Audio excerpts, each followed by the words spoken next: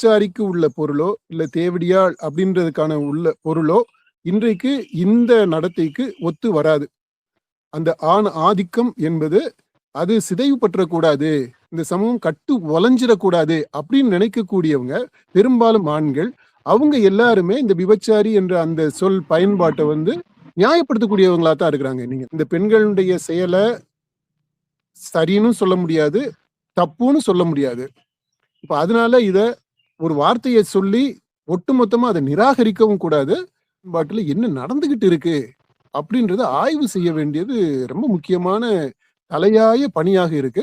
அது கண்டிப்பா நம்ம மக்கள் ஆய்வகத்திலிருந்து அதை நம்ம செய்ய ஆரம்பிச்சிருக்கிறோம். அது தொடர்ந்து செய்வோம்.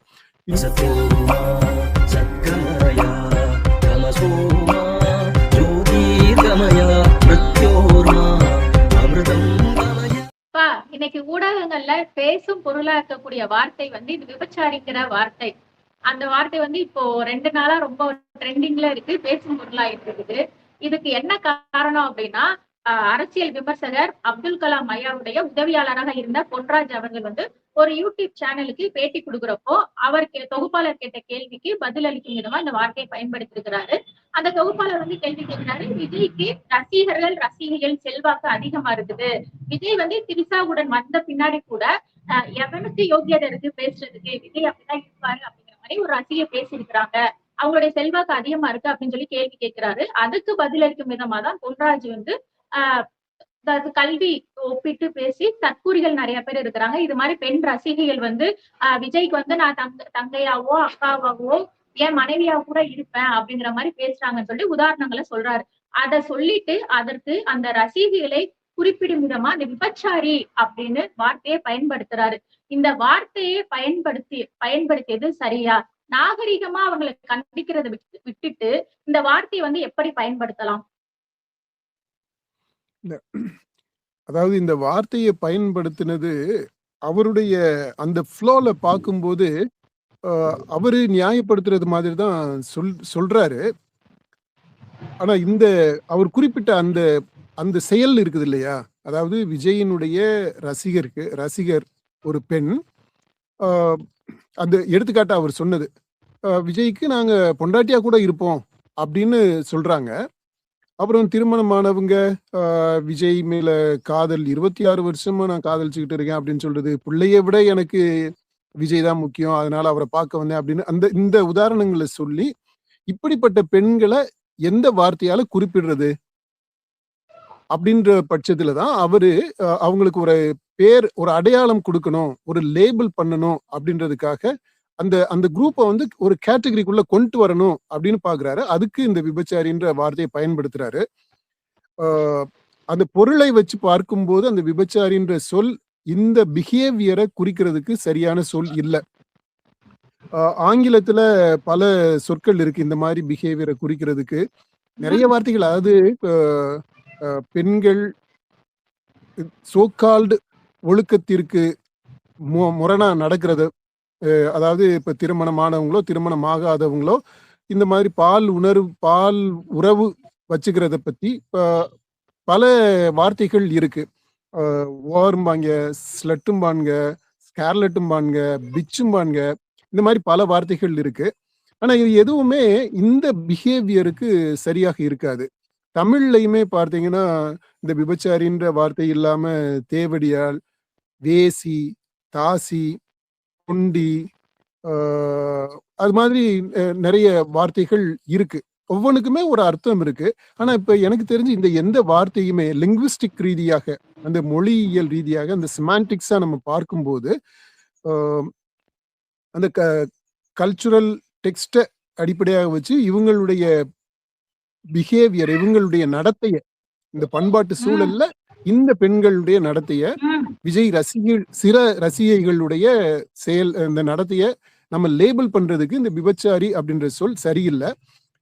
இந்த பினாமினன் ரொம்ப யூனிக்கா இருக்கு.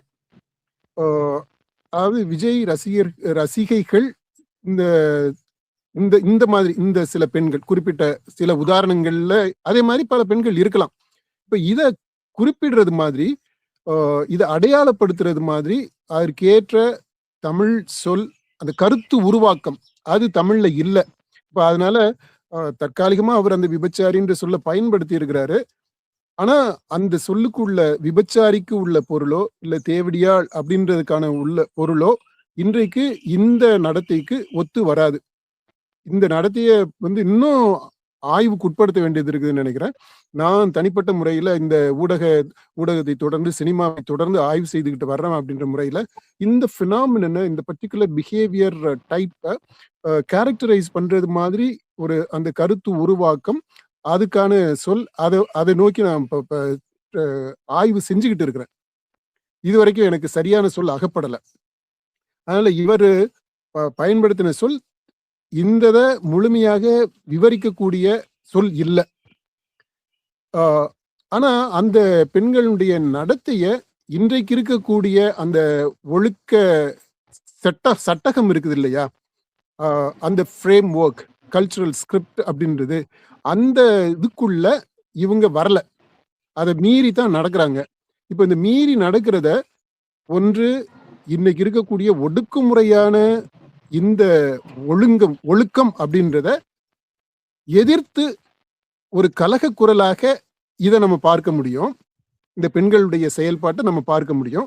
இன்னொரு பக்கம் இந்த ஒழுக்க வரம்ப உயர்த்தி பிடிக்கிறவங்க, இந்த சமூகத்தினுடைய இந்த ஒடுக்குகின்ற அமைப்ப தாங்கி பிடிக்கிறவங்க, அவங்க இந்த மாரலிஸ்ட்ஸ், இந்த சிஸ்டம கட்டி காப்பாத்தணும்னு நினைக்கிறவங்க, இத ஒழுக்கக்கேடா, சீர்கேடா பார்ப்பாங்க.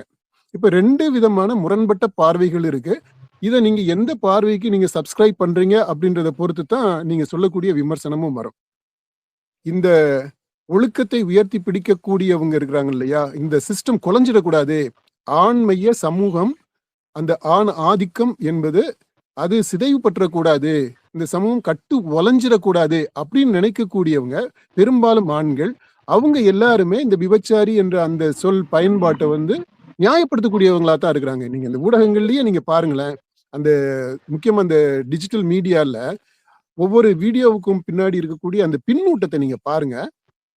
அந்த ரெஸ்பான்ஸ் வரும் இல்லையா? அது பாருங்க. எல்லாமே கலவையா இருக்கு. நான் இப்ப சொன்னது மாதிரி 2 தான் பிரிச்சிடலாம்.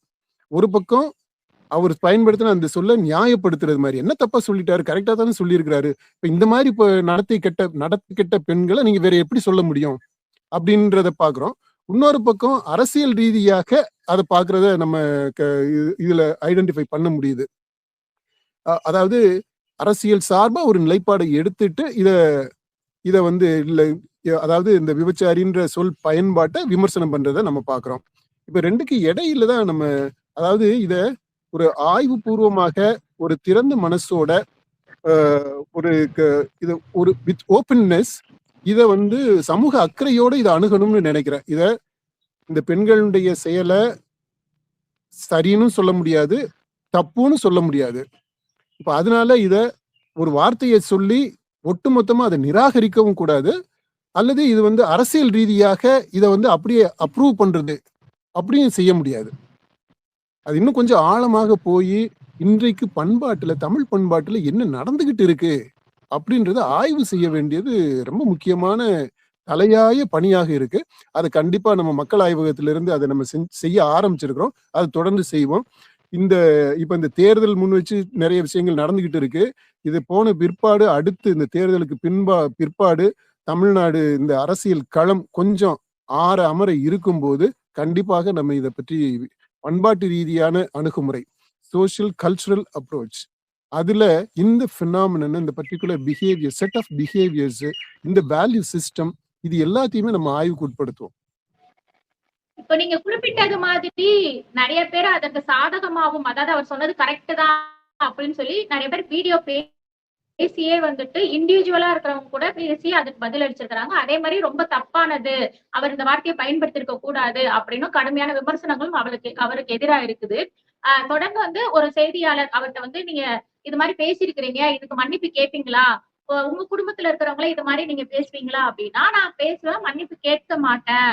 யாரா இருந்தாலும் இது போன்ற நடவடிக்கைகள் தவறானதா, நான் சொன்ன வார்த்தை எந்தவித தப்பும் கிடையாது, அந்த வார்த்தையை திரும்ப பெற மாட்டேன் அப்படிங்கிற மாதிரி சொல்லியிருந்தாரு. அந்த உத்வேகத்துல அந்த வார்த்தையை பயன்படுத்தி இருந்தா கூட அதற்கு பிறகு உணர்ந்து கூட அந்த வார்த்தை தப்பு, அதற்கு பதிலா வேறு வார்த்தைகள் கூட அவர் சொல்லியிருக்கலாம்ல. அந்த விபச்சாரிங்கிற வார்த்தையை இப்போ நான் இந்த இடத்துல உட்காந்து பேசுறேன்னா, ஒரு பொது இடத்துல உட்காந்து பேசுறேங்கிறப்போ அந்த வார்த்தையை பயன்படுத்துறப்போ ஒரு தயக்கத்தோட பயன்படுத்தக்கூடிய ஒரு சூழ்நிலை தான் இன்றைய சமுதாயத்துல இருக்கு. என்னை சுத்தி இருக்கிறவங்க என்னை பார்க்கக்கூடிய விதம் வந்து ஒரு தயக்கத்தோட இருக்குதா நிலைமை இருக்குது. அந்த மாதிரி பயன்படுத்தக்கூடிய அந்த வார்த்தையை வந்து பொத்தாம் பொதுவா விபச்சாரி அப்படின்னு சொல்றது வந்து அந்த தப்பு இல்ல நியாயப்படுத்துறதும் எந்த விதத்துல ஏற்றுக்கொள்ள முடியும்? இல்ல இதுல தப்பு ரைட்டுன்ற அந்த விவாதத்துக்குள்ள நான் போக விரும்பல.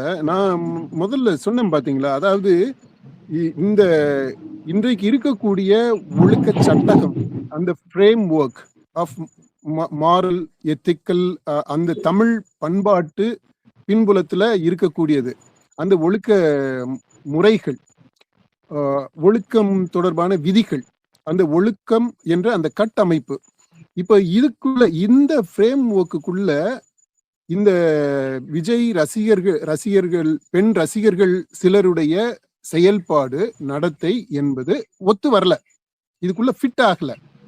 அப்படி ஃபிட் ஆகாதத ரெண்டு விதமா நம்ம பார்க்க முடியும். ஒண்ணு, இது இந்த ஒடுக்குமுறையான இந்த ஒழுக்க அமைப்பிற்கு எதிர்ப்பு செயல் அப்படின்னு நம்ம பார்க்கலாம். இன்னொரு பக்கம் இது ஒரு த்ரெட்டு, இந்த அமைப்பை சீரழிக்கக்கூடியது அப்படின்னு பார்க்கலாம். இப்போ அந்த மாதிரி பார்க்கும்போது இந்த பிஹேவியரை டிஸ்கிரைப் பண்றதுக்கு, அதை அடையாளப்படுத்துறதுக்கு, அதை குறிப்பிடுவதற்கு, அதை வகைப்படுத்துவதற்கு உரிய ஒரு சொல் அப்படின்னு பார்த்தா, அது அவருக்கு அந்த சூழ்நிலையில அவருடைய பின்புலத்தை வச்சு இந்த விபச்சாரி என்ற சொல்லு சரியா வந்திருக்குது, அதை பயன்படுத்தி இருக்கிறாரு. நம்முடைய ஆய்வு பின்புலத்திலிருந்து நம்ம பார்க்கும்போது அந்த சொல் இந்த பிஹேவியரை முழுதாக உள்வாங்கி பிரதிபலிக்கல அப்படின்னு நம்ம சொல்றோம். அதாவது ஒரு அகடமிக் கேப் இருக்கு, அத நம்ம சொல்றோம். இதுக்கு வேற எந்த வார்த்தையை பயன்படுத்துறது, தமிழ்லயோ ஆங்கிலத்திலேயோ பயன்படுத்துறது அப்படின்னா, எனக்கு தெரிஞ்சு இப்போதைக்கு எந்த வார்த்தையையும் பயன்படுத்துறது ஒத்து வராது. அதுக்கு தனியாக ஒரு சொல்ல நம்ம காயின் பண்ண வேண்டியது இருக்குது, அதை நம்ம கண்டிப்பா செய்வோம். ஆனா இப்போதைக்கு அவர் பயன்படுத்தின அந்த சொல் ஒரு போதாத சொல். It's an incomplete word. It doesn't completely reflect this phenomenon. அதைத்தான் நம்ம இப்போதைக்கு சொல்ல முடியும். அதனால இதுல சரி தப்பு அப்படின்ற விவாதத்துக்குள்ள நம்ம போக தேவையில்லைன்னு நினைக்கிறேன், as serious research oriented people.